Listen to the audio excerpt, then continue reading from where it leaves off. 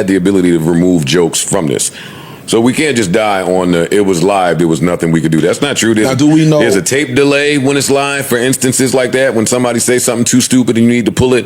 The fucking BAFTAs was live. No, I'm talking about not that part. I'm saying that.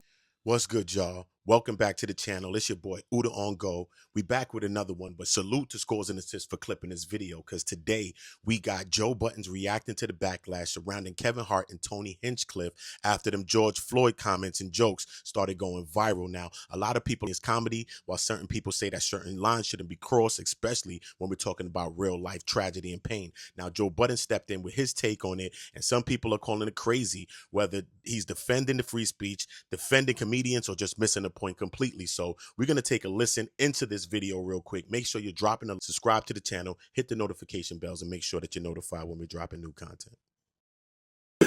Kevin Hart's business needs our attention. Kevin Hart was on The Breakfast Club, and he is replying to some of the criticism that his roast received, mainly Tony Hinchcliffe on the George Floyd comments. Like to hear it. Here it go. It wasn't a tasteful joke to our culture, to our audience, but our audience that's watching the roast, if you're watching the roast, you get why they're doing it.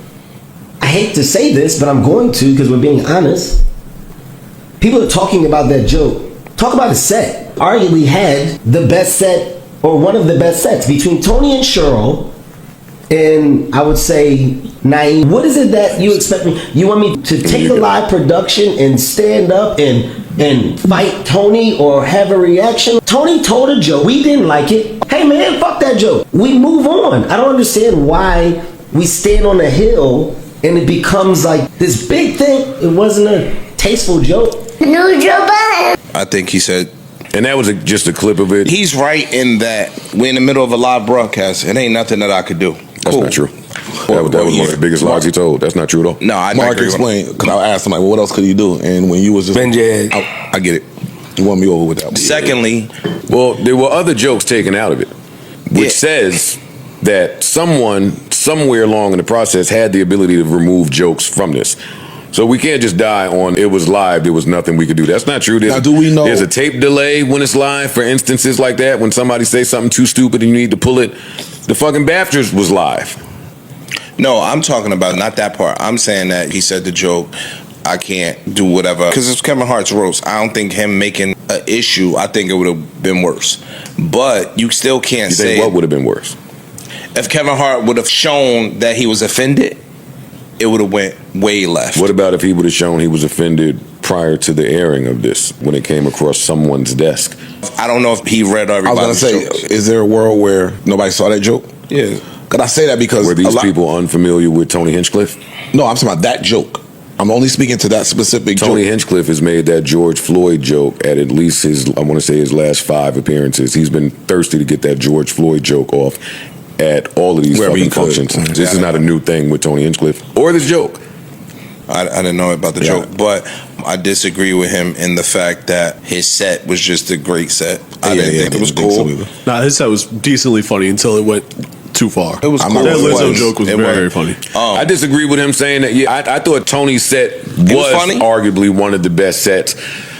However, the George Floyd joke put a greater stench in me than whatever I had in me from you doing good up there. One, I totally disagree when Kev says everybody watching the roast understands what a roast is and they're watching. That's not true. No, it's not true. That was very evident. I was going to get into that point. It offended our culture, and then everybody watching. That's bullshit. Because it's white people, it's people that just have a little bit of tact and a little bit of class can see that joke was. We just heard Chelsea Handler say that she was offended and uncomfortable by it. It ain't even just that joke. I saw people offended at some of the shit that was said to Cheryl. I saw people offended at the Pete Davidson dad jokes. Everybody did not understand what a roast is. And I think context does matter. I remember Pete Davidson don't know his dad died in 9/11. He was in the building when the planes crashed. I remember one time, I watch every celebrity roast, and there was one time where they were roasting Kevin before someone else was getting roasted, but when Pete was doing his crowd work, he went to Kevin and said, "Soul Plane is the worst thing that's ever happened to me involving an airplane." Right. So if he's willing to make that joke on himself, then that opens it up. But everybody don't know that. No, I'm with you on that part. People will get it. Michael J. Fox made Parkinson's jokes on his own. I make a Michael J. Fox Parkinson's joke, and they was coming for my head. People don't even know that he plays it. That's what I'm saying. It's times that people don't know the full dynamic of shit. I get that. And they just get offended for the person, and that's even why if the person cool. But this is where it gets tricky for me. I think if it's a roast, there's rules to a roast in the genre. I'm not responsible for the crowd not knowing the genre. But I do think that there are boundaries even within jokes. For example, I'm not against racial jokes. I remember Jeff Ross one time said to Shaq, when the Shaq roast, oh, your knuckles are scraped. Did you walk here? That's clearly ape joke. That's a racial joke. But I think that's right at the line. George Floyd. Somebody else will be on something. It's a funny joke. It is funny. You told Shaq, watching you shoot free throws is watching, right?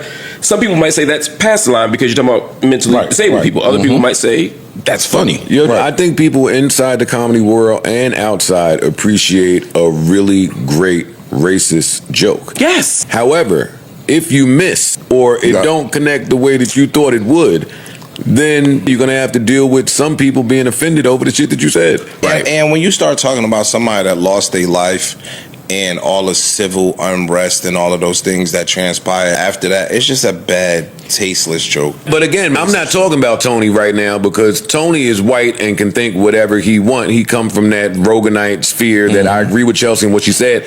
I have no conversation for him or the likes of people that think like him. My conversation is back to Kevin Hart.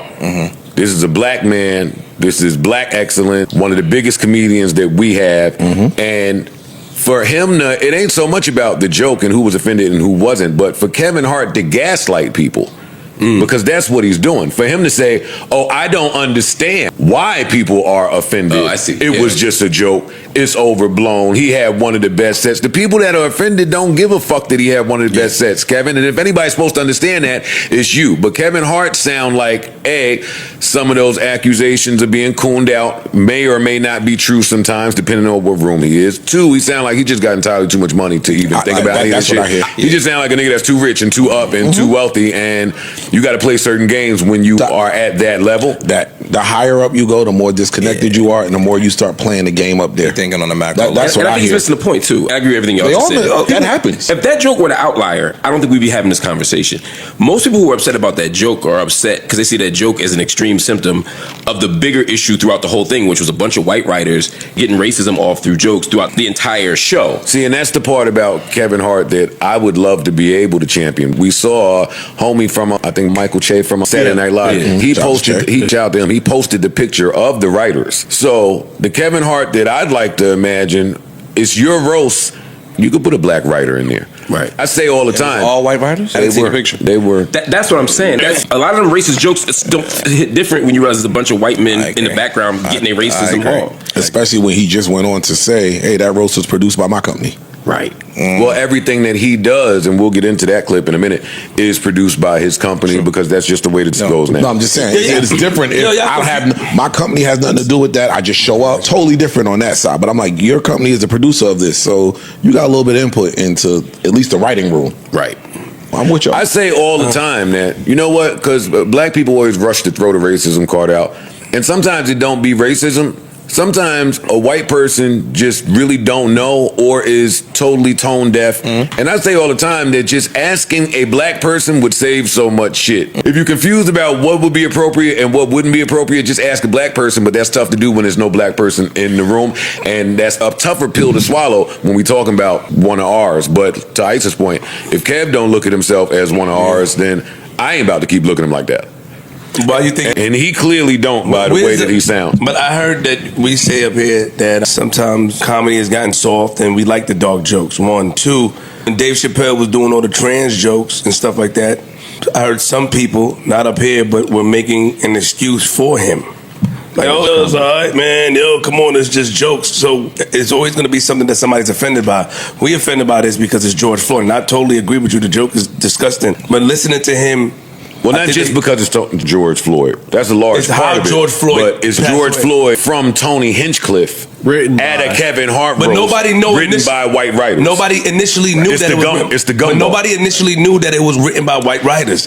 That came out pretty immediately. When? Shay posted that within 24 hours of the show aired. But that's what we're saying. Even to the people that didn't know, from what we were hearing and feeling, it was safe to assume. It felt like that. I don't like the George Floyd joke, but I do hear people saying that. Well, we like dark comedy. Comedy's getting soft. I heard that. I heard the same thing flip because I'm seeing people say, "Well, we don't like the George Floyd joke, but we love the Charlie Kirk jokes." I didn't like that joke. But I'm saying there are people saying, "Hey, what side are we on with this?" And we've argued some of this already, so we don't need to keep rehashing the same talking points. But it was important that he went on the Breakfast Club and addressed some of this shit. Here he is talking about the hit piece that went around about his company and getting rid of all these employees. A story came out. I would even go so far as to say a hit piece. And the headline said, "Inside the definitely a hit piece, 1,000%. At Kevin Hart's media company." So there's a report about layoffs and executive shakeups and internal chaos. When you see an article like clip that, is a little long, but I'm gonna let it rock. What do you think? It's dumb. On the day of your roast, it's because people are looking for fucking clickbait. They're looking for clicks, man. So how can we take advantage of a narrative? Facts in Kevin Hart's business. Kevin Hart is doing a big deal with Authentic Brands Group. Kevin downsized Heartbeat, like the rest of the fucking entertainment business. Overhead, expenses means you cut back. Why? Because you want to keep your margins a plus. Well, you want to keep them conservative. EBITDA is important. Making money in the business is important. A failing business is not well. Making sure that my business operates efficiently is what I did. Also, in the world of fucking content, it's forever changing. So do I want to own all content now? No. Are we producing and developing as we were? Yes. You just saw Funny as Fuck on Netflix. A hit. A great thing. The Roast. Kevin Hart's next movie, 72 Hours, produced by Heartbeat. We just bought Lee Jeans. We just bought Neiman Marcus. We are now a part of an ecosystem that will compete with the likes of Bernard Arnault, who is luxury, etc. Authentic Brands Group is doing the same thing. Arnault. The business of Authentic Brands Group is not different. Guess Jeans, we Champion, Reebok. There's shit that we fucking have underneath this capsule that's growing, and you're gonna look up in fucking 5 years, and you're gonna see Shaq, Kevin, and Beckman. Damn, man, these motherfuckers have been moving like this for quite some time. They're moving and operating at a scale. Everybody can't understand that. You can't see that. You don't understand that. So what my goals are at this point, what I'm trying to do at this point, is some shit that is ridiculously crazy to achieve. And if my focus is on dumb shit, well, how am I fucking working hard at this? there is still a Heartbeat because people are saying there is no Heartbeat anymore. Heartbeat's never going Heartbeat's anywhere. no longer a company. It's all authentic. Kevin Hart will never do a movie or project and allow someone else to produce for me. It has to come from the concepts of Y'all the get the minds drift, right? I believe are great. We don't need any more of this, Underneath the right? Heartbeat umbrella. He's talking big shit. He is. He is. I'll say this, and just to the other point, I don't think that Kevin Hart is not for black people. I think Kevin Hart loves black people. I think he's rooted in black people. I don't always agree with his choices, and I do think the higher you go up, the harder it is to see the people, and that's for all of us. So I try to give him some grace, even though I think that Comedy Roast shit was wrong. When it comes to this business thing, it felt like a hit piece. We said that day. For sure. One of your biggest moments, suddenly this outlet is deciding to put your company's business on blast. Some of it may be inaccurate. We don't know. We'd have to do an investigation. But to put it out that day in and of itself is a problem.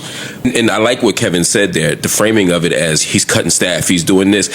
The article, I read the whole article. They didn't put it in the context of the business industry.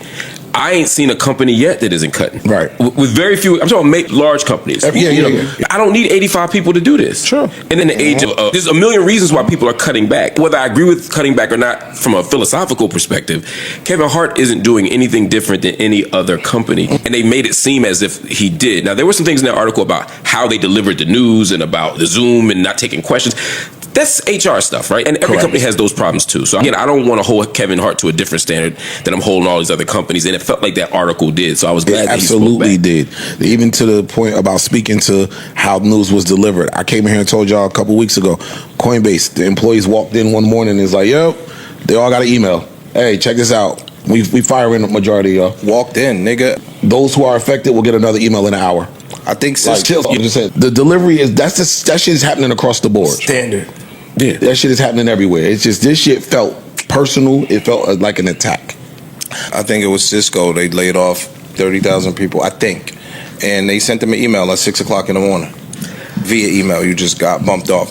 What I heard in Kevin Hart speaking is that there is a level, and anybody that I've ever heard speak, when they start to really climb that corporate ladder, there is a level of detachment that comes along with that. Everybody can't go. No, I'm just starting to look at shit in a macro sense, not a micro sense. And so if the roast was extremely profitable with regards to revenue, then the ends justify the means sometimes. And we look at that down here and be like, nah, that's bullshit. But they just look at it like, yo, dog, I'm just trying to do something as a black man in business that very few people have done. So all of that shit that you're talking about is white noise. That seems like a little bit of a cop-out in the grand scheme of things. When you're talking about buying Neiman Marcus and Lee's and Reebok and all these fucking massive brands, how valuable is the roast in that grand scheme to just be like, we can say whatever we want over here? You never know what that revenue that could just be on some partnership shit. Like I said before, all I saw at that roast was Netflix spending big money. That's it. Even from the special guests who we can't announce because we didn't pay them to be on this panel.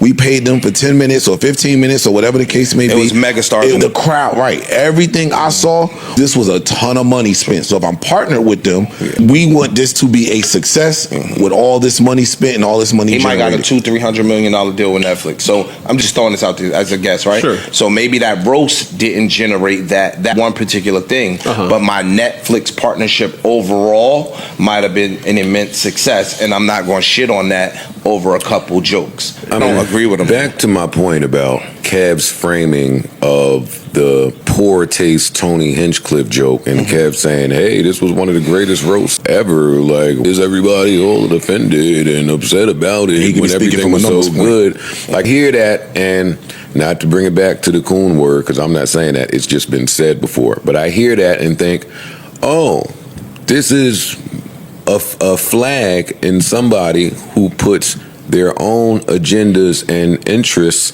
before how other people feel about their means to get it. That's what it sounds like. This sounds like more gaslighting to me. Let me talk, please, for a minute. I don't see it that way. Well, I know you had your opportunity to explain how you see it.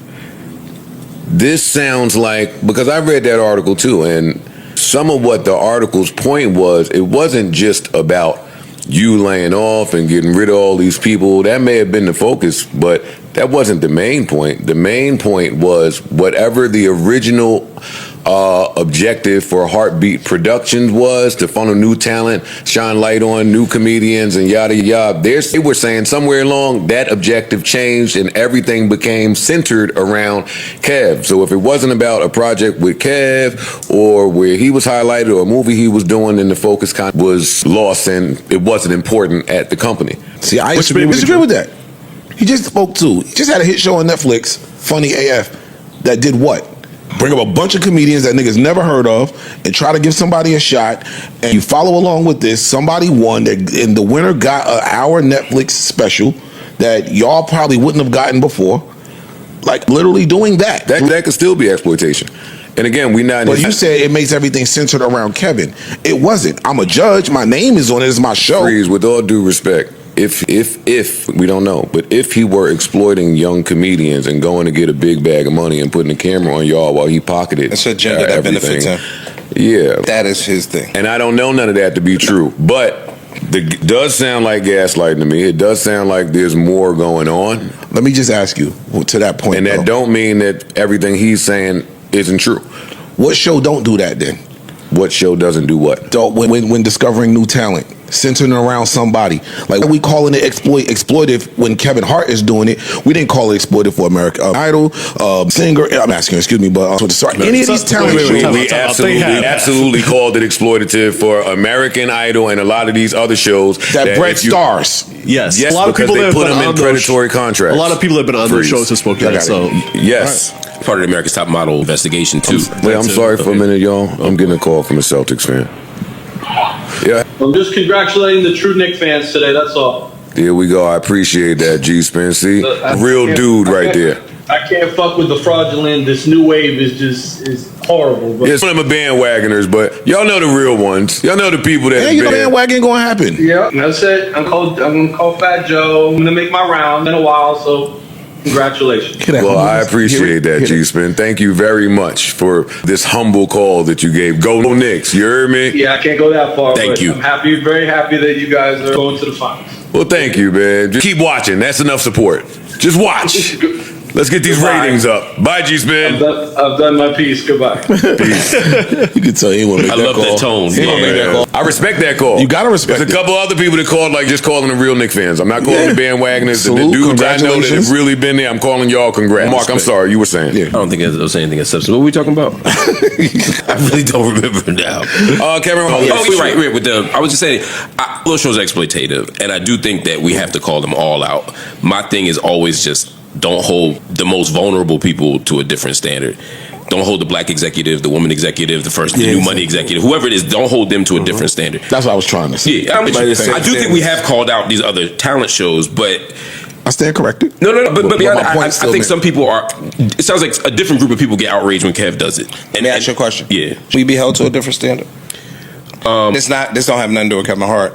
I think that oftentimes, if you've never walked in somebody's shoes, you can't empathize with them, right? Mm-hmm. And so if you have walked in those people's shoes, I think you should be held to a different standard because you've been there before. One of my analogies, y'all know I like them, is you got bullied before and then you learn martial arts and you become a bully. You worse than the motherfucker that was bullying you. Mm-hmm. So if you know how it feels for your mother to be laid off in a certain way without a level of and respect, then I'm not going to lay off somebody else like that. Word. You understand what I'm saying? If I was once up the ladder and now that I attain a certain level of prominence and wealth, I start treating people how I didn't like to be treated back then, I think that that's a worse thing than when somebody else do it. So again, this is not Kevin Hart shot, but when black people get in positions of power, oftentimes for them to turn around and start acting like their white counterparts that didn't know our struggle or that didn't identify with us, I think it's worse.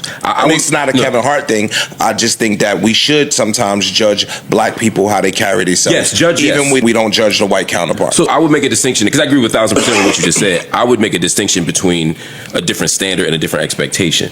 Right? I expect more from Kevin, or I expect more from the person who's been bullied and learns how to box or some shit because of what you just said. True. But I'm not going to only go after the person. I'm going to go after all the bullies.